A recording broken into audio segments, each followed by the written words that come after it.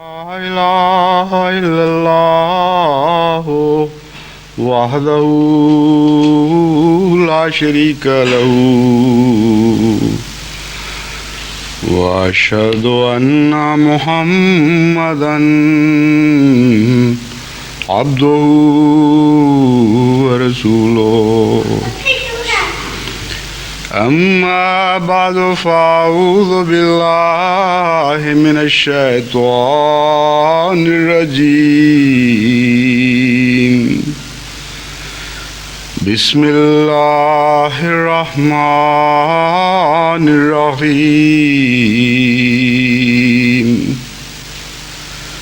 الحمد لله رب العالمين الرحمن الرحيم مالك يوم الدين إياك نعبد وإياك نستعين اهدنا الصراط المستقيم صراط الذين أنعمت عليهم غير المغضوب عليهم ولا الضالين.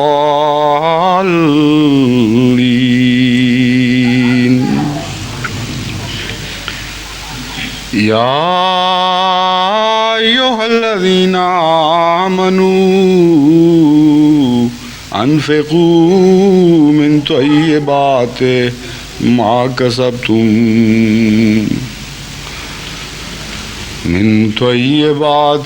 كسبتم ومما أخرجنا لكم من الأرض ولا تيمموا الخبيث منه تنفقون ولستم بآخذيه إلا أن تغمضوا فيه واعلموا أن الله غني حميد. الشيطان يعدكم الفقر ويأمركم بالفحشاء والله يعدكم مغفرة منه وفضلا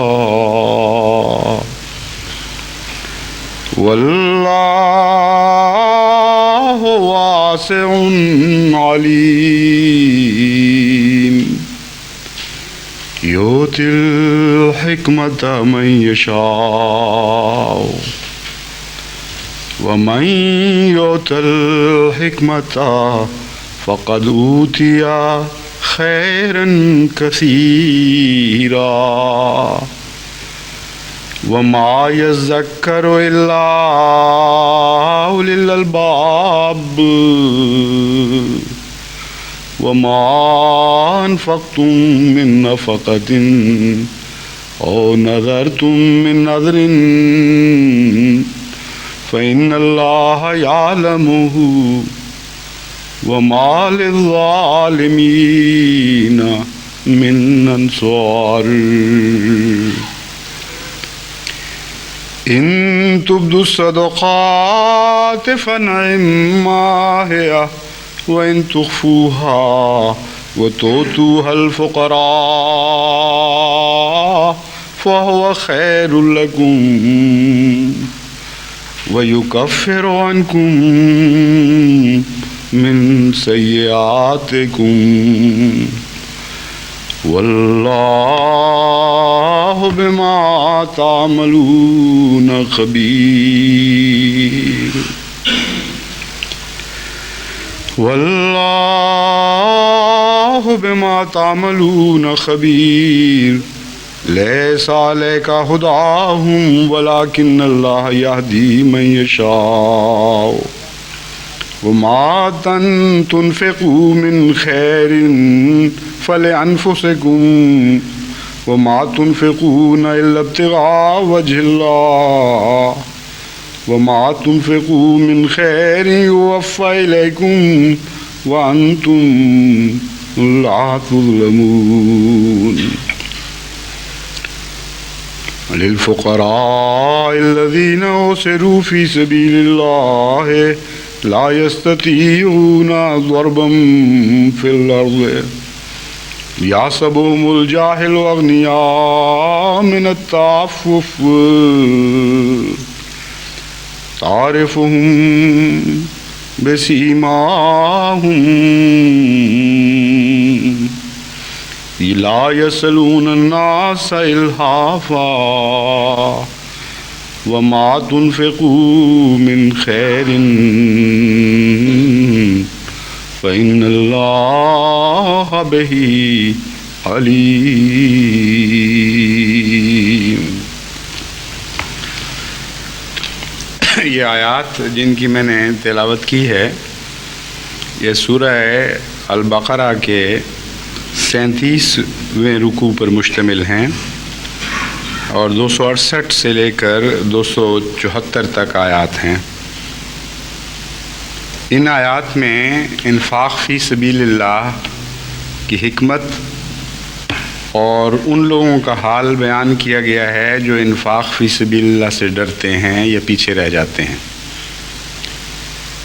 اور انفاق فی سبیل اللہ کا فلسفہ اور وہ تمام ضروری آداب ان آیات میں ہمیں سکھائے گئے ہیں جو انفاق فی سبیل اللہ یعنی اللہ کی راہ میں خرچ سے تعلق رکھتے ہیں.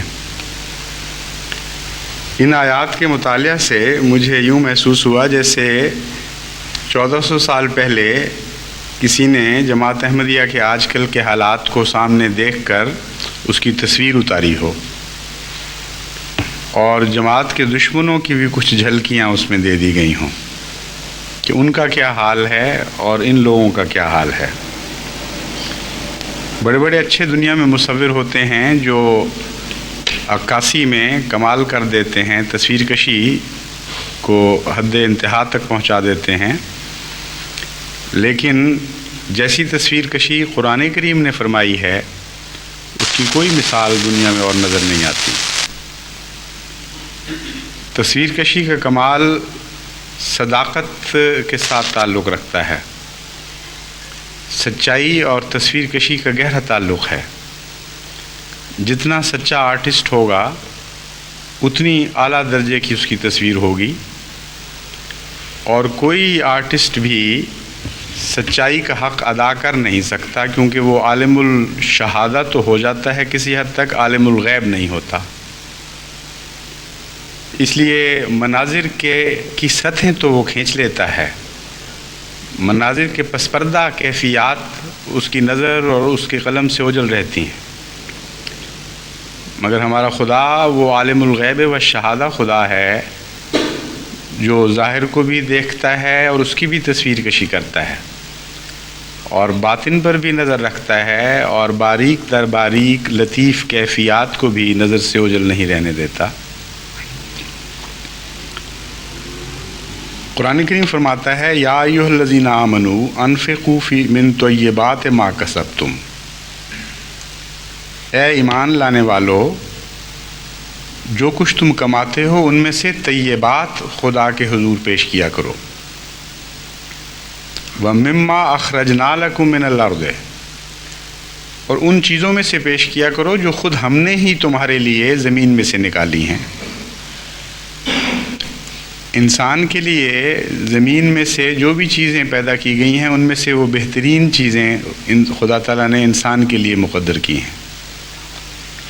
اور طیبات کا فلسفہ اس میں بیان کیا کہ کیوں تم خدا کی طرف واپس لوٹاتے ہوئے مال کو طیب کو چنا کرو، کیونکہ زمین میں کروڑوں اربوں قسم کی چیزیں پیدا کی گئی ہیں، ان میں خبیث بھی ہیں اور طیب بھی، اور جتنی طیب ہیں وہ ساری انسان کے لیے رکھی گئیں، اور جتنی خبیث ہیں وہ دوسرے ادنا جانوروں کے کام آتی ہیں، یہاں تک کہ انسان کا پھینکا ہوا فضلہ بھی دوسروں کے کام آتا ہے، اور اس فضلے کو بھی دوسرے خدمت کر کے پھر طیب میں بدل رہے ہوتے ہیں۔ تو سارا نظام کائنات اگر آپ غور کریں تو خبیث کو طیب میں بدلنے کا ایک نظام ہے، اور جب وہ طیب بن جاتا ہے تو پھر انسان کے حضور پیش ہو جاتا ہے۔ تو اللہ تعالیٰ فرماتا ہے کہ دو باتوں کو پیش نظر رکھنا۔ ایک تو یہ کہ تم ہمیں نہیں دے رہے بلکہ ہم تمہیں دے رہے ہیں، اور اگر ہم دینا بند کر دیں تو تمہارے پاس کچھ بھی نہیں رہے گا۔ اگر زمین اگانا بند کر دے، اگر آسمان برسانا بند کر دے، تو جن امور پر تم فخر کرتے ہو اور اپنا سمجھ رہے ہو ان میں سے کچھ بھی تمہارے پاس باقی نہ رہے۔ اور پھر یہ بھی خیال رکھنا کہ ہم تمہیں بہترین دے رہے ہیں زمین میں سے۔ تم ہمیں دیتے وقت ایسی خبیث چیز نہ دینا، ایسی گندی چیزیں نہ دینا۔ وَلَسْتُمْ بِآخِذِيهِ إِلَّا أَن تُغْمِضُوا فِيهِ، کہ خود کوئی تمہیں پیش کرے تو شرم اور حیا سے تمہاری آنکھیں جھک جائیں، یا چھپ کر لینا تو قبول کر لو، سر عام لینا قبول نہ کرو۔ چنانچہ اکثر ہمارے ملک میں بدقسمتی سے صدقات اور خیرات میں یہی طرز اختیار کی جاتی ہے کہ جو گندی چیز ہو، جو کسی کام کی نہ رہی ہو، اسے لپیٹ لپاٹ کے تاکہ لینے والے کو بھی نہ پتہ لگے کہ کیا دیا جا رہا ہے، اس طرح پیش کر دیا جاتا ہے کہ گھر جاتا ہے تو پتہ چلتا ہے کہ وہ کیا چیز تھی۔ تو تغمزو کا تو خیال یہ اب دینے والے رکھنے لگ گئے ہیں۔ پہلے زمانے میں شاید انسان کی یہ کیفیت ہوتی تھی کہ کھلم کھلا دے دیا کرتا تھا کہ یہ کمزوری ہے اس میں، چاہتے ہو تو لے لو، تو اس وقت نگاہیں نیچی کرنے کا سوال تھا۔ اب ایسے بھی پیدا ہو چکے ہیں انسان جو دیتے وقت اس طرح لپیٹ دیتے ہیں کہ کسی کو آنکھیں نیچی نہ کرنی پڑیں۔ چنانچہ ایک مراسی بیچارے کے متعلق آتا ہے قصہ کہ کسی چودھری نے اس کو پگڑی لپیٹ کر دی، جو پلو بالکل صاف تھا وہ اوپر لپیٹ دیا، اور یہ نہیں پتہ لگ رہا تھا کہ اندر ہے کیا۔ تو جا کے اس نے کھولی تو وہ تو ساری سوراخ تھی، جہاں سے ہاتھ پڑتا تھا وہ پھٹنے لگ جاتی تھی۔ خیر وہ مراسی بھی اپنا انتقام لے لیا کرتے ہیں۔ دوسرے دن وہ حاضر ہوا اور اس نے پگڑی اسی طرح لپیٹ کر واپس پیش کی کہ حضور یہ پگڑی واپس لے لیں، یہ تو بہت اونچی ہے مجھ سے، اور ساری رات تھی تو بہت بزرگ پگڑی ہے، مجھے سونے نہیں دیا، ساری رات لا الہ الا اللہ پڑھتی رہی، ایک منٹ خاموش نہیں ہوئی۔ تو چودھری نے کہا بیوقوف، لا الہ الا اللہ پڑھتی لیے محمد رسول اللہ نہیں پڑھا؟ اس نے کہا نہیں، حضور سے پہلے کی تھی، یعنی اس زمانے سے پہلے کی ہے۔ تو یہ ہے وہ انسان کا طریق خدا کی راہ میں پیش کرنے کا۔ تو اللہ تعالیٰ فرماتا ہے کہ ہم تو خبیث چیزیں نہیں بلکہ طیب چیزیں تمہیں دیتے ہیں۔ تمہاری خبیث پھینکی ہوئی چیزوں کو بھی ہمارا سارا نظام خدمت کے طور پر مسخر ہوتا ہے، اور اسے صاف کر کر کے طیب بنا کے پھر تمہیں پیش کرتا چلا جاتا ہے، اور تم ہماری طیب دی ہوئی چیزوں کو خبیث بنا کر ہمارے سامنے پیش کرتے ہو، کچھ حیا تو کرو۔ اس لیے جب ہمارے حضور پیش کیا کرو تو یاد رکھنا کہ ہم ہی تمہیں دینے والے ہیں اور ہم تمہیں بہترین دینے والے ہیں، اس لیے بھی تم واپس بہترین کر کے ہماری خدمت میں پیش کیا کرو۔ وَاعْلَمُوا أَنَّ اللَّهَ غَنِيٌّ حَمِيدٌ، اور یاد رکھو خدا تعالیٰ غنی ہے، یعنی اس کو مال کی ضرورت نہیں ہے، اور حمید ہے، وہ صاحب تعریف ہے، اس کا طیب سے تعلق ہے۔ جو حمید ہو اس کو طیب کے سوا کچھ پہنچ ہی نہیں سکتا، اور جو غنی ہو وہ ویسے مال سے مستغنی ہے۔ تمہارا رکنا، تمہارا نہ دینا کچھ بھی خدا کے خزانے میں کمی پیدا نہیں کر سکتا۔ اس کے اور مقاصد ہیں، اور وہ مقاصد پھر اب خدا تعالیٰ بیان فرماتا ہے کہ ہم جو تم سے راہ خدا میں خرچ کرنے کی توقع رکھتے ہیں، تمہیں ہدایت دیتے ہیں، اس کی وجہ کیا ہے۔ دو قسم کے نظام خدا تعالیٰ نے اب یہاں بیان فرمائے ہیں، ایک شیطانی نظام اور ایک رحمانی نظام۔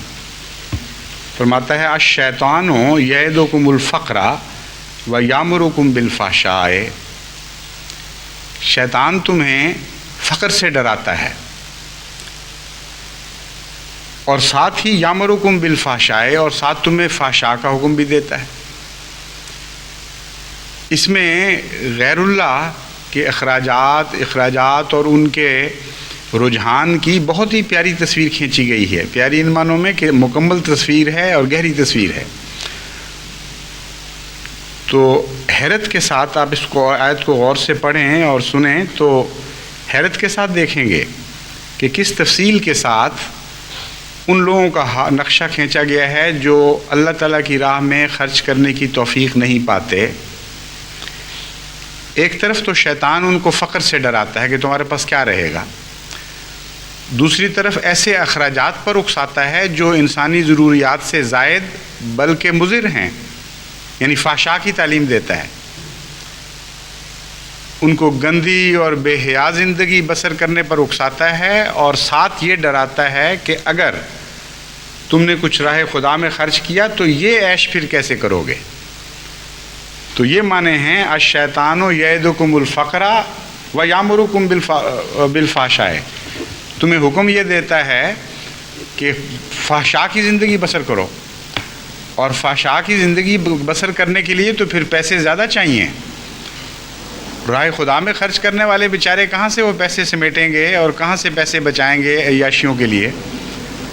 تو اللہ تعالیٰ فرماتا ہے اس کا یہ طریقہ کار ہے، دو طرح سے تمہیں مارتا ہے، راہ خدا میں خرچ سے روک دیتا ہے، تمہاری راہ میں کھڑا ہو جاتا ہے، اور بدیوں کی زندگی پر اکساتا ہے، ہر طرح سے تم اس کے مشورے میں آ کے مارے جاتے ہو۔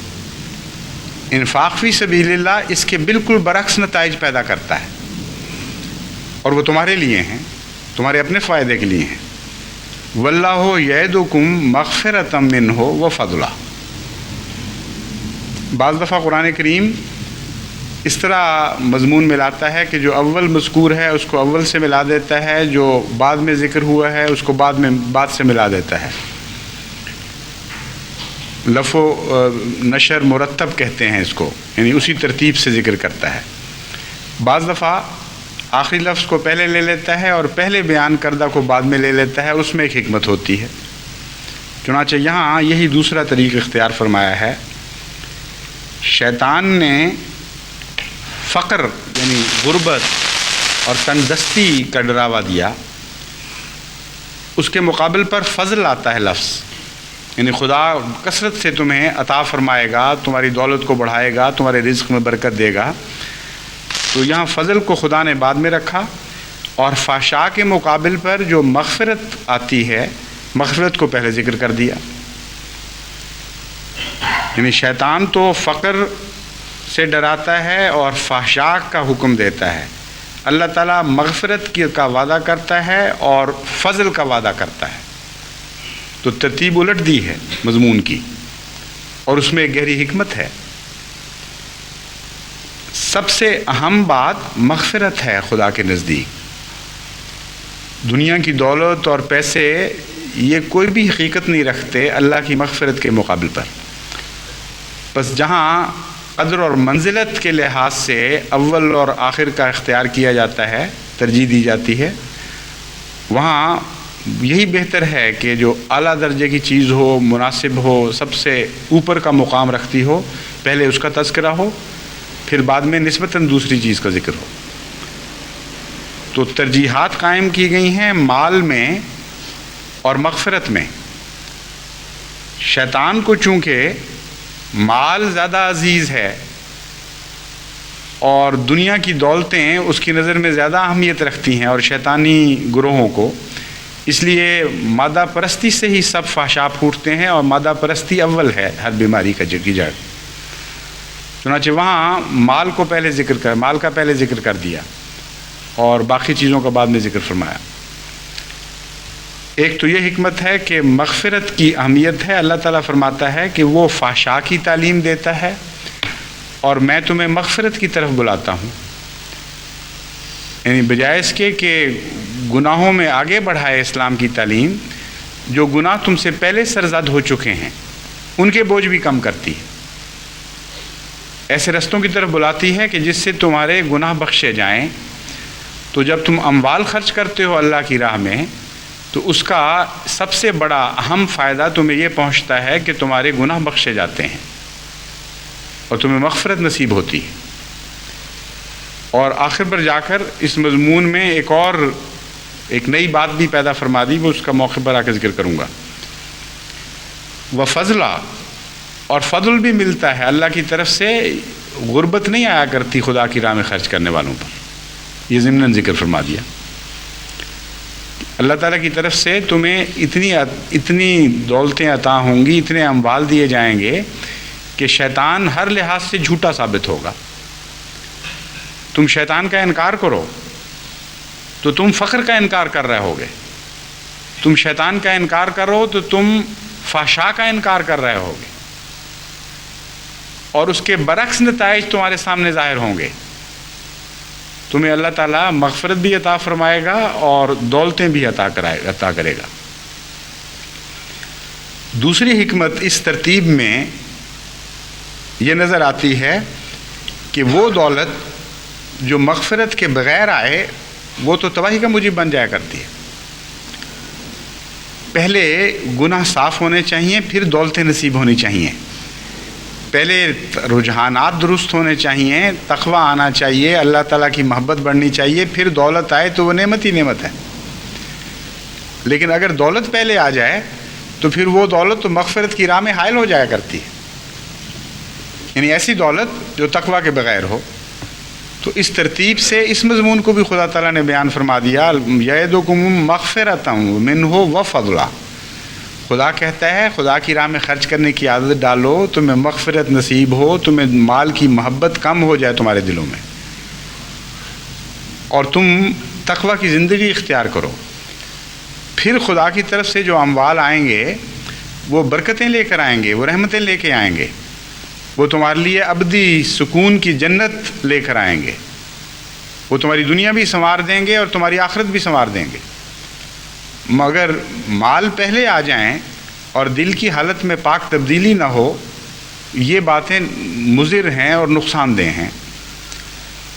بس جب خدا تعالیٰ الہی جماعتوں کو خطرات میں سے گزارتا ہے اور ابتلاؤں میں سے گزارتا ہے، اور پھر ان کو خرچ کرنے کی طرف بھی بلاتا ہے کہ ان خطرات اور مصیبتوں اور مشکلات کے وقت میں میری راہ میں اور خرچ کرو، تو عملاً یہ ایک ایسے دور کی خوشخبری ہے جو بہت ہی رحمتوں اور برکتوں والا دور بعد میں آنے والا ہے۔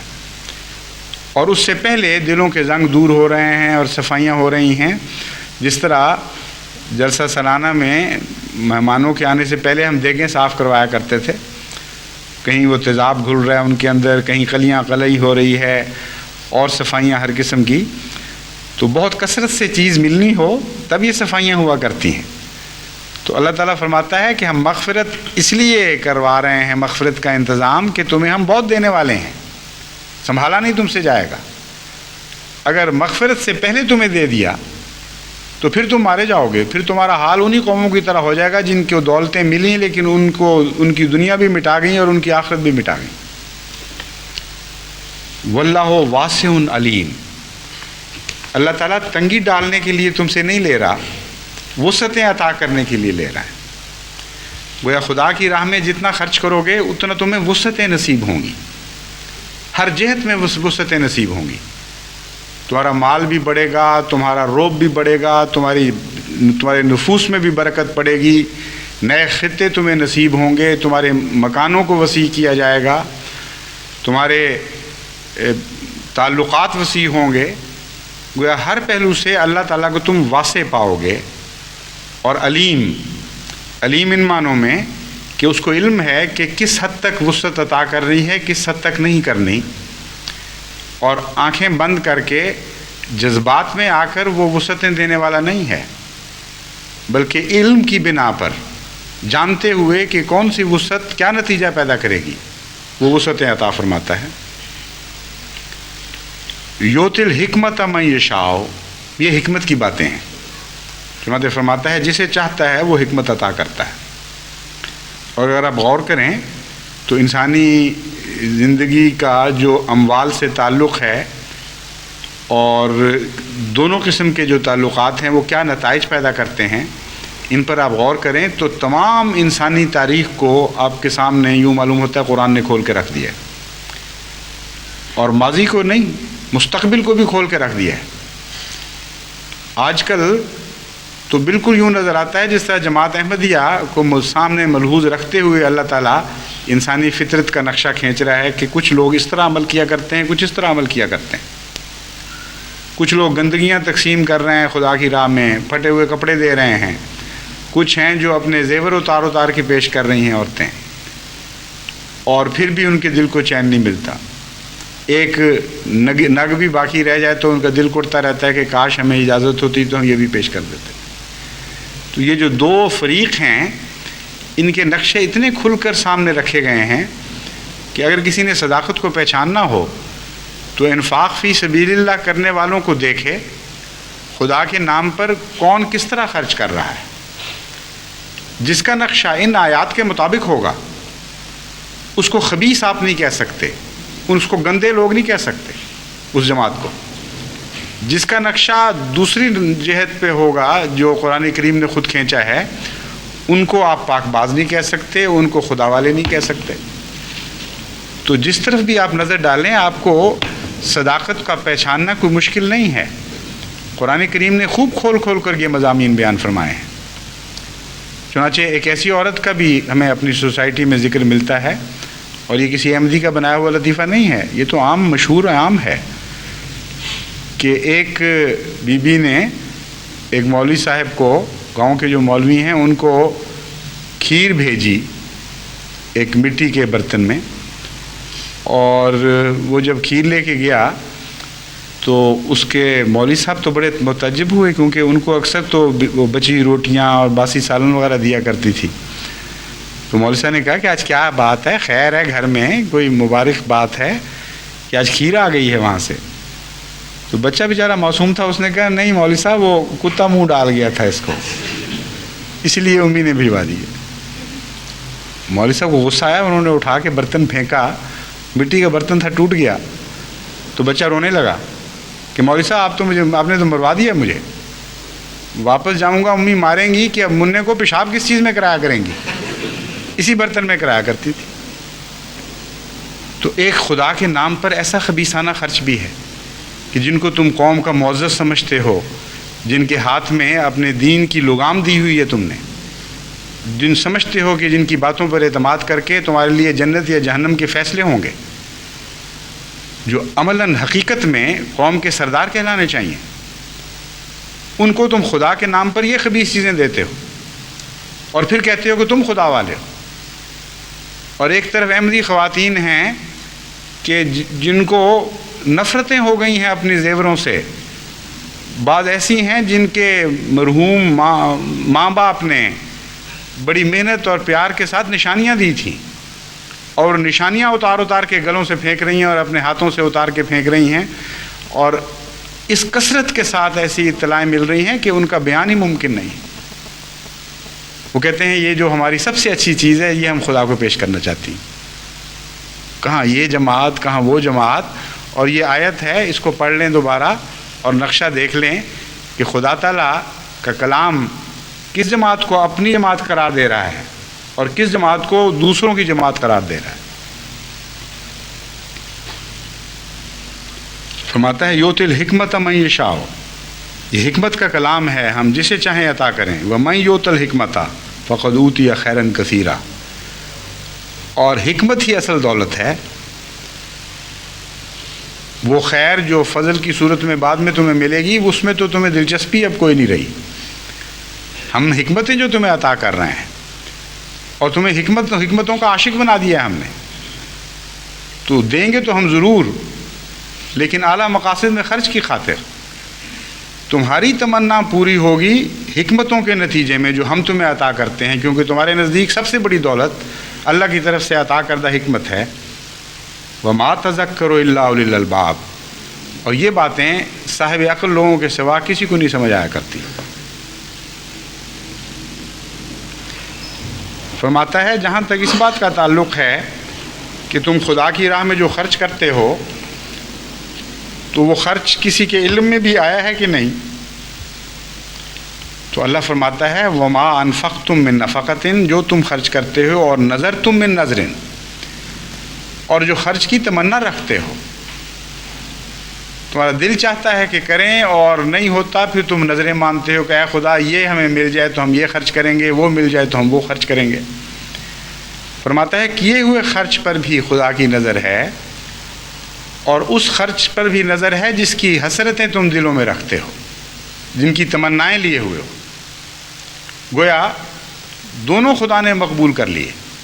یعلمہ کا یہ مطلب نہیں ہے کہ صرف نظر ہے، مراد یہ ہے کہ اللہ تعالیٰ کے علم میں آیا، گویا خدا کو مل گیا تمہاری طرف سے۔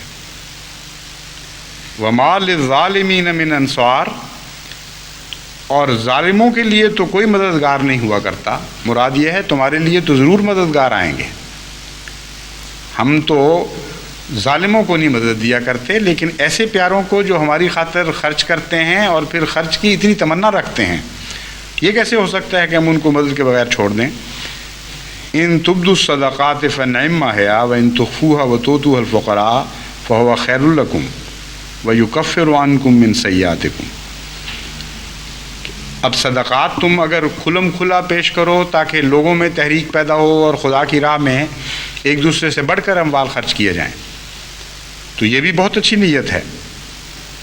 اور اگر تم چھپا کر غریبوں میں اس طرح دو کہ کسی کی نگاہ نہ پڑے، تو یہ بھی تمہارے لیے بہتر ہے۔ خیر الکم سے مراد یہ ہے کہ تمہیں اس خطرے سے بچائے گی یہ بات کہ تم میں ریا پیدا ہو جائے، تم میں دکھاوا آ جائے اور بظاہر نیکی پر خرچ کر رہے ہو لیکن عملاً اپنی انانیت کے اوپر خرچ کر رہے ہو۔ ان خطرات سے بچ جاؤ گے۔ واللہ بما تعملون خبیر، اور جس طرح بھی تم خرچ کرو گے یہ یاد رکھ لینا کہ اللہ کی اس پر نظر ہے۔ تو ظاہر کا خرچ بھی اور باطن کا خرچ بھی، یہ دونوں خرچ تب مقبول ہوں گے اگر اس طریق پر کیے جائیں کہ انسان واقف ہو اس بات سے کہ خدا نظر رکھتا ہے۔ پر خدا کی نظر کو ملحوظ رکھتے ہوئے اگر ہم کھلا کھلا خرچ کریں تو اس کو ریاکاری نہیں کہا جا سکتا، کیونکہ ریاکاری تو خدا کے سامنے اس طرح غائب ہو جاتی ہے جس طرح شبنم اڑ جاتی ہے سورج کو دیکھ کر۔ جس کی توجہ خدا کی طرف ہو کہ اللہ میرے معاملات سے باخبر ہے، میری روح کے پاتال تک نظر رکھتا ہے، وہ جب کھلم کھلا خرچ بھی کرتا ہے تو خدا کی نظر کی خاطر کرتا ہے، اس وجہ سے تاکہ قوم میں تحریک پیدا ہو، ایک عام رجحان پیدا ہو جائے۔ اور جب وہ چھپ کے کرتا ہے تو تب بھی جانتا ہے کہ میں اپنی کسی چیز کو خدا سے چھپا نہیں سکتا۔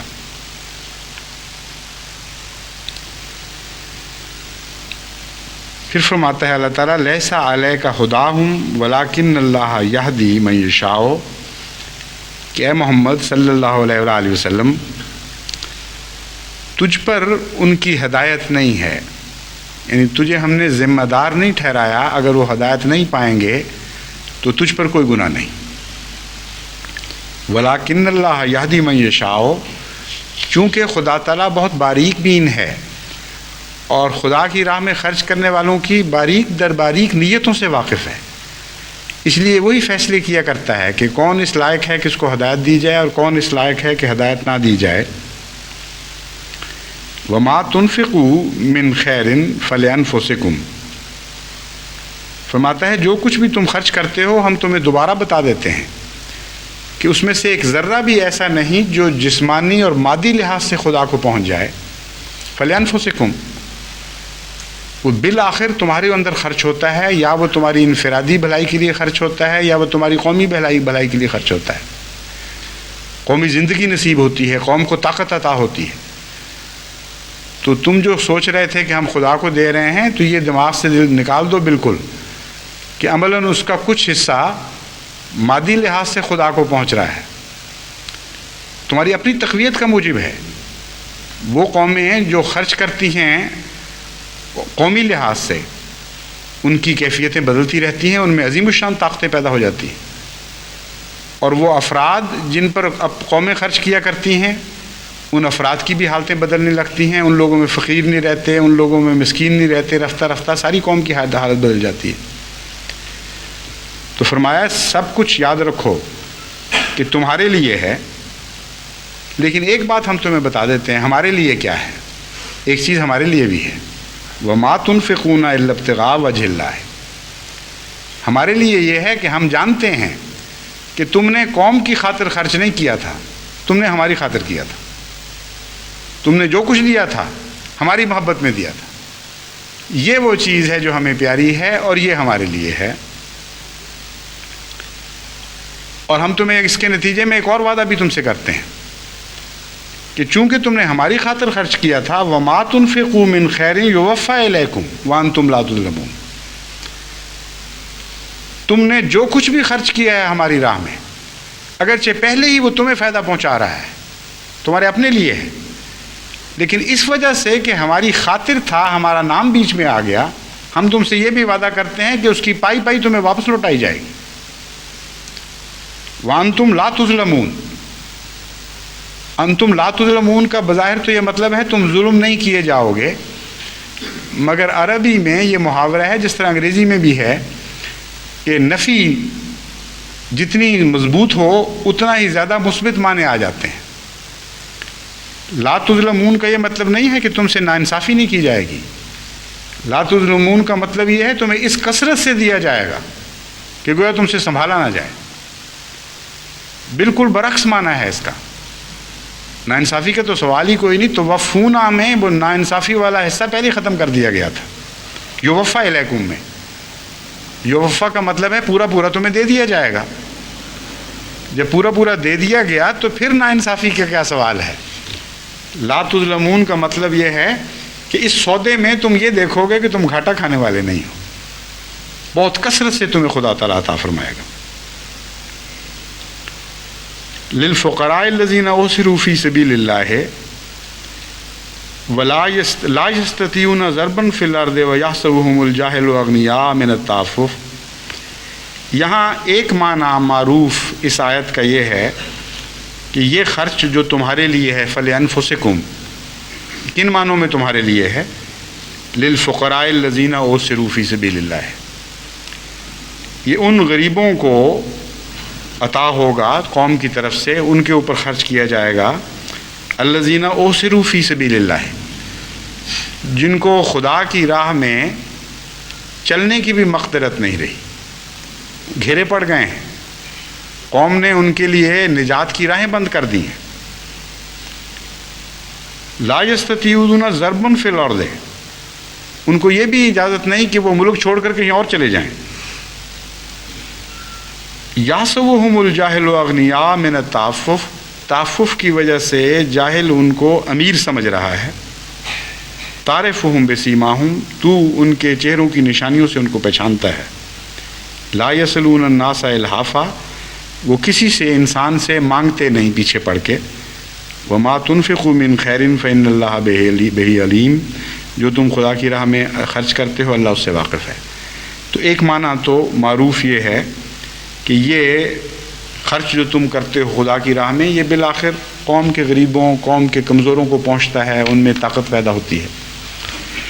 لیکن ایک اور معنی بھی یہ ہے جو نہایت اعلیٰ درجے کا معنی اول درجے کے خدا کے مخلصین کے لیے ہے، وہ یہ ہے وَمَا تُنْفِقُوا مِنْ خَيْرٍ يُوَفَّ إِلَيْكُمْ وَأَنْتُمْ لَا تُظْلَمُونَ لِلْفُقَرَاءِ الَّذِينَ أُحْصِرُوا، تمہیں خدا کثرت سے جو دے گا وہ کن لوگوں کو عطا ہوگا؟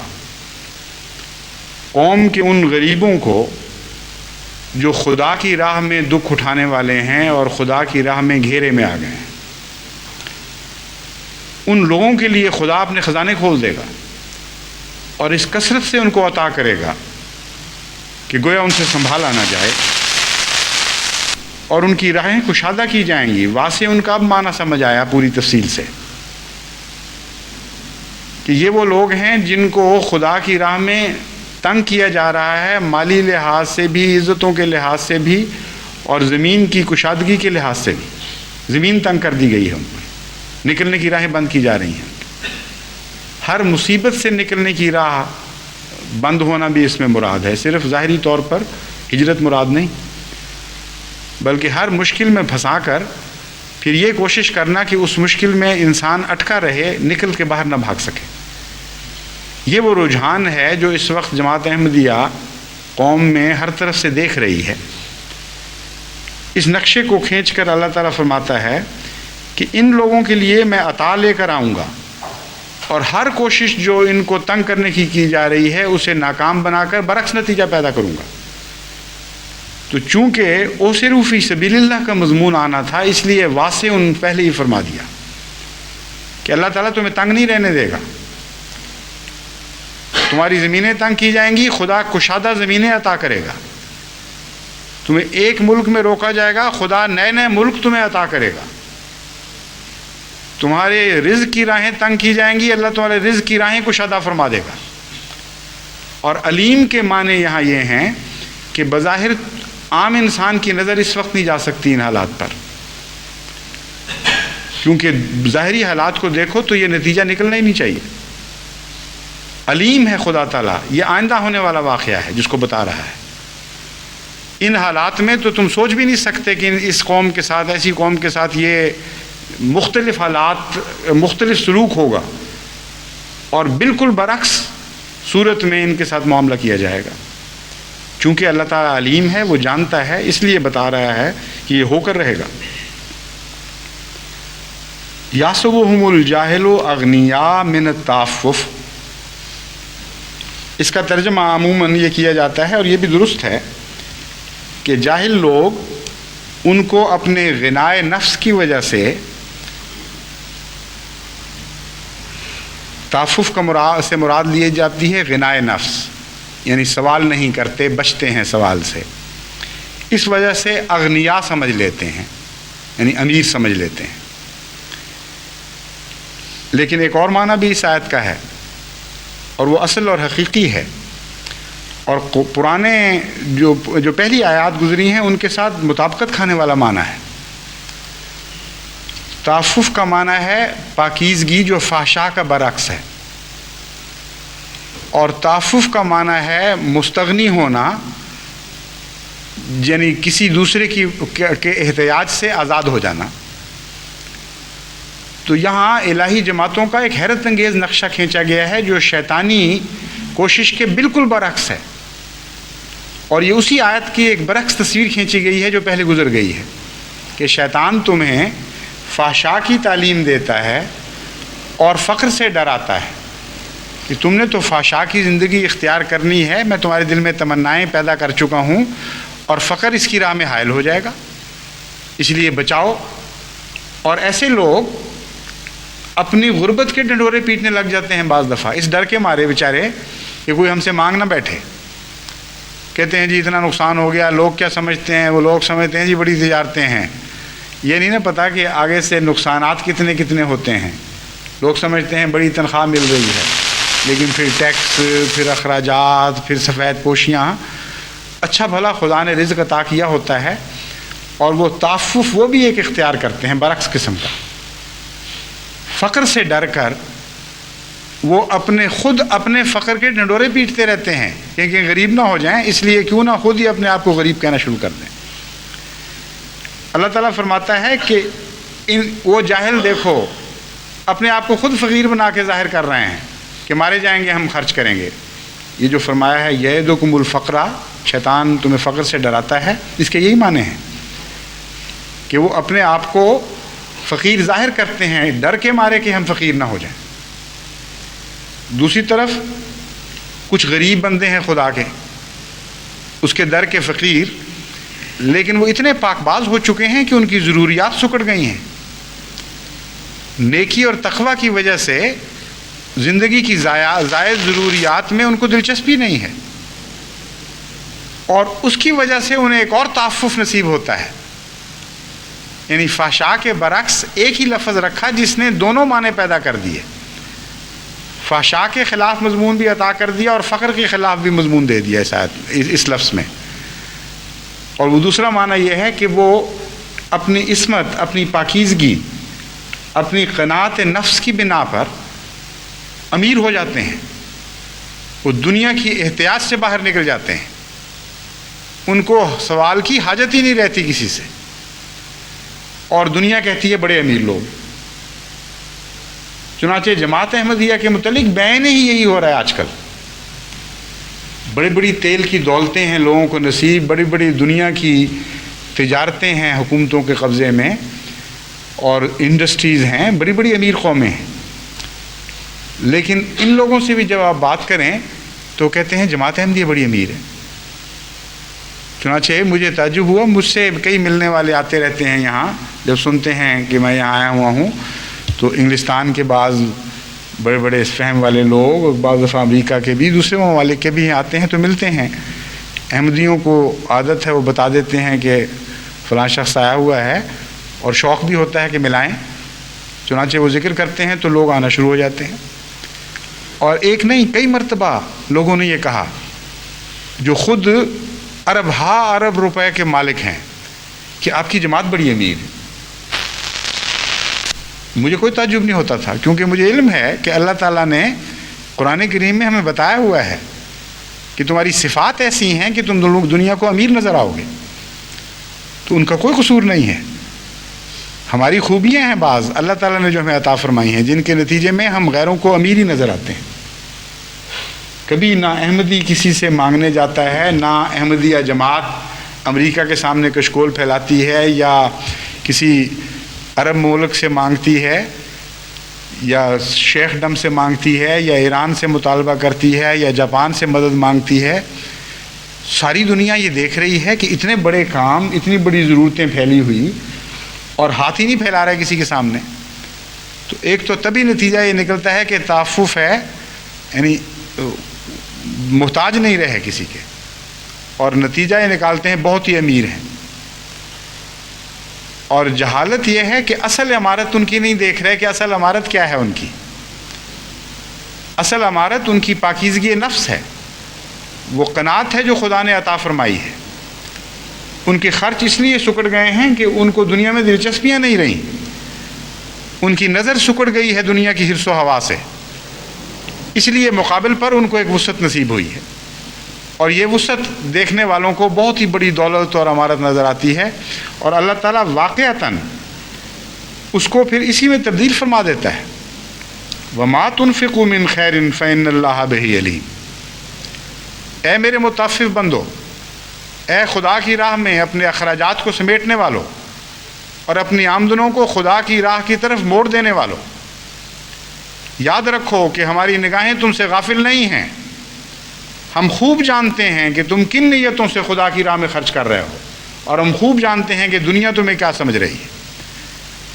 ہم بھی تمہیں کچھ سمجھ رہے ہیں، اور تمہارا مستقبل ہم تم پہ روشن کرتے ہیں کہ ساری دنیا کی دولتیں تمہارے قدموں پہ نچھاور کی جائیں گی، مگر ایسی حالت میں نچھاور کی جائیں گی جب تم عفیف ہو چکے ہوگے، جب تمہیں ان سے کوئی دلچسپیاں باقی نہیں رہیں گی، جب ہم جان چکے ہوں گے کہ جب پہلے بھی تمہیں دولتیں عطا ہوئی تھیں تو تم نے ان سے منہ موڑ لیا تھا، تب خدا دنیا کے خزانوں کی کنجیاں تمہارے سپرد کرے گا۔ یہ ہیں وہ خوشخبریاں جو ان آیات میں دی گئی ہیں۔ لیکن سب سے مزے کی جو لطف کی بات مجھے اس میں محسوس ہوتی ہے وہ یہ کہ 1400 سال پہلے اللہ تعالیٰ ان باتوں کو دیکھ رہا تھا جو آج ہونے والی تھی، اور ہماری تصویر کیسے پیار سے کھینچی ہے، جیسے کہ مصور اپنا قلم لے کر بیٹھ جاتا ہے کسی کو سامنے بٹھا کر، اور ناک پلک ایک ایک چیز کا نقشہ اتارتا چلا جاتا ہے۔ صرف فرق یہ ہے کہ دنیا کا مصور تو ظاہر کو دیکھتا ہے، ہمارا آقا ہمارا مالک غریب کے دل پر بھی نظر رکھتا ہے، جس کے دل میں صرف حسرت ہے اور تمنا ہے کہ کاش میرے پاس کچھ ہوتا تو میں خرچ کرتا۔ اللہ فرماتا ہے میرے پیارے بندے، میں نے تیرے دل کو دیکھ لیا ہے، میں اس کی بھی تصویر اتار رہا ہوں، میں جانتا ہوں کیا حسرتیں تو لیے بیٹھا ہے، اور میں اس کا بھی تمہیں اجر عطا فرماؤں گا۔ میری طرف سے، میرے در سے کوئی بھی خالی ہاتھ نہیں لوٹا جائے۔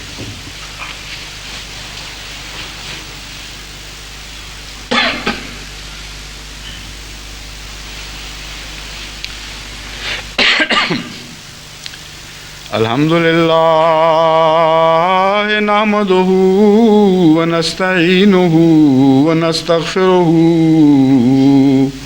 ونؤمن بہ ونتوکل علیہ ونعوذ باللہ من شرور انفسنا ومن سیئات اعمالنا من يهده الله فلا مضل له ومن يضلله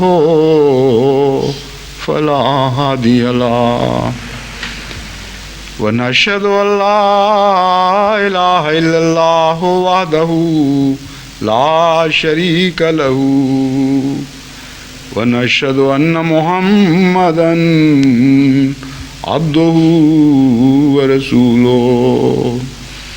عارف صاحب کا جنازہ آگے ہے؟ آگے ہے. وہ یاد نہیں کرایا اس بیچ میں. جنازہ ہوگا جمعے کے بعد. ہمارے ایک سلسلے کے بڑے مخلص خادم عارف بھٹی صاحب کہلاتے تھے، محمد عارف بھٹی، یہ اچانک حرکت قلب بند ہونے سے وفات پا گئے. بہت مخلص تھے، بڑے معمر، بہت معمر تو نہیں لیکن پھر بھی 75 سال کے قریب عمر تھی. اور یہاں بڑے شوق سے، خدام سے بھی زیادہ بڑھ کر مستعدی سے ڈیوٹی دیا کرتے تھے. اور صحت اچھی تھی، دیکھنے میں اللہ کے فضل کے ساتھ بہت اچھی صحت تھی.